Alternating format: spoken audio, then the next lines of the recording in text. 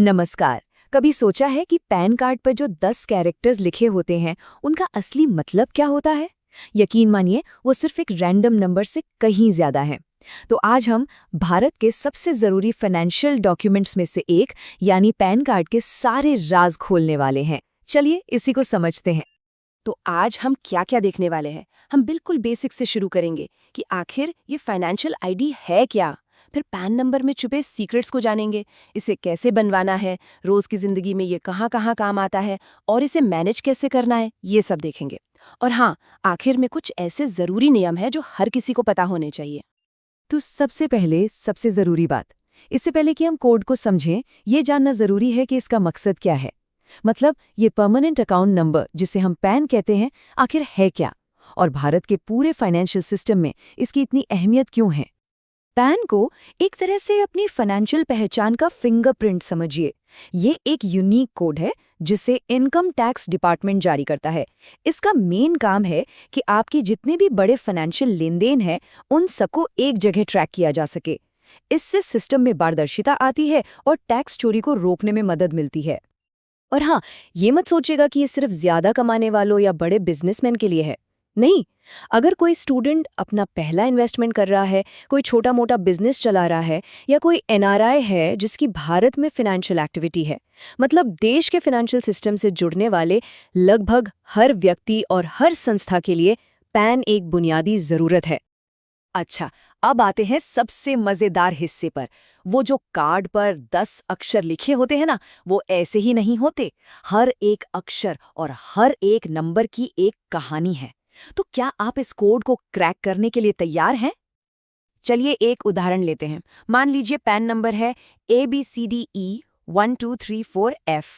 पहली नज़र में तो ये बस कुछ अक्षर और नंबर का कॉम्बिनेशन लगता है ना? लेकिन असली में इसके हर हिस्से का एक खास मतलब है जो हमारे बारे में कुछ ज़रूरी जानकारी देता है। इसका स्ट्रक्चर, मतलब इसकी बनावट, काफ़ी लॉजिकल है। देखिए, पहले जो 5 कैरेक्टर्स हैं वो अल्फ़ाबेट होते हैं जो कार्ड होल्डर की कैटेगरी और नाम जैसी जानकारी बताते हैं। उसके बाद के 4 एक सीक्वेंस वाले नंबर होते हैं और जो आखिरी 10वां कैरेक्टर है वो एक अल्फ़ाबेटिक चेक डिजिट होता है। सब कुछ कितनी सटीकता से बनाया गया है। तो अब हम ये जान गए हैं कि पैन क्या है और इसका क्या मतलब है। चलिए अब थोड़ी प्रैक्टिकल बातों पर आते हैं। मतलब इस जरूरी डॉक्यूमेंट को हासिल कैसे किया जाए, क्या स्टेप्स हैं। देखिए, प्रोसेस शुरू करने से पहले कुछ बेसिक डॉक्यूमेंट्स तैयार रखना अच्छा रहता है।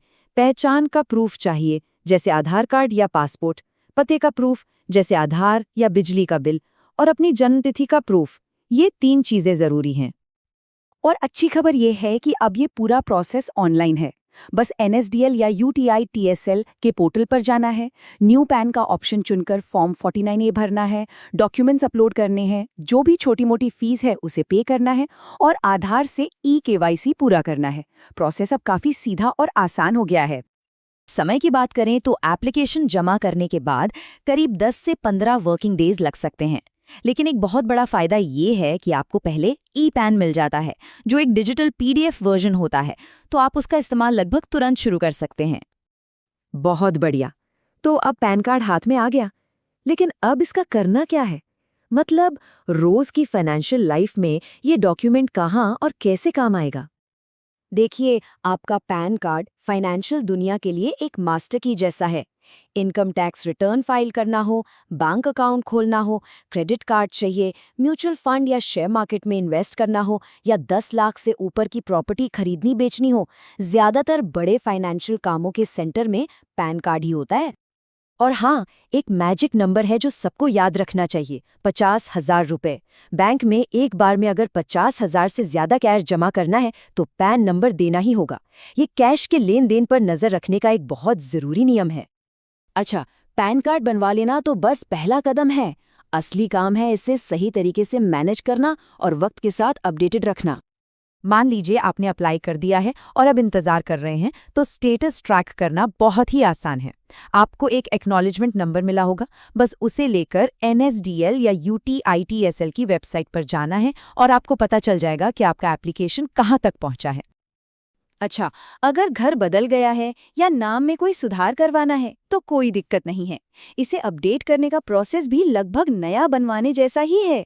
बस पोर्टल पर जाकर चेंजेस और करेक्शन वाला ऑप्शन चुनना है और दिए गए स्टेप्स को फॉलो करना है। इससे आपकी जानकारी हमेशा सही और अप टू डेट रहेगी। चलिए अब कुछ बहुत जरूरी नियमों की बात करते हैं। इन्हें जानने से भविष्य में किसी भी तरह की परेशानी से बचा जा सकता है और ये पक्का हो जाता है कि सब कुछ नियमों के मुताबिक है। अगर इस पूरी बातचीत से सिर्फ एक बात याद रखनी हो तो वो ये है, एक व्यक्ति एक पैन, ये एक का नियम है। एक से ज्यादा पैन कार्ड रखना गैर कानूनी है और इस पर भारी जुर्माना भी लग सकता है। और एक और खास बात, बाकी आईडीज की तरह ये बदलता नहीं है या एक्सपायर नहीं होता। पैन कार्ड परमानेंट होता है, मतलब जीवन भर के लिए। ये आपका एक ऐसा स्थायी फाइनेंशियल साथी है जो हमेशा आपके साथ रहता है, चाहे आपका पता बदले या नाम। और आखिर में आज के डिजिटल जमाने की सबसे जरूरी बात, आधार से लिंकिंग। ये अब अनिवार्य है।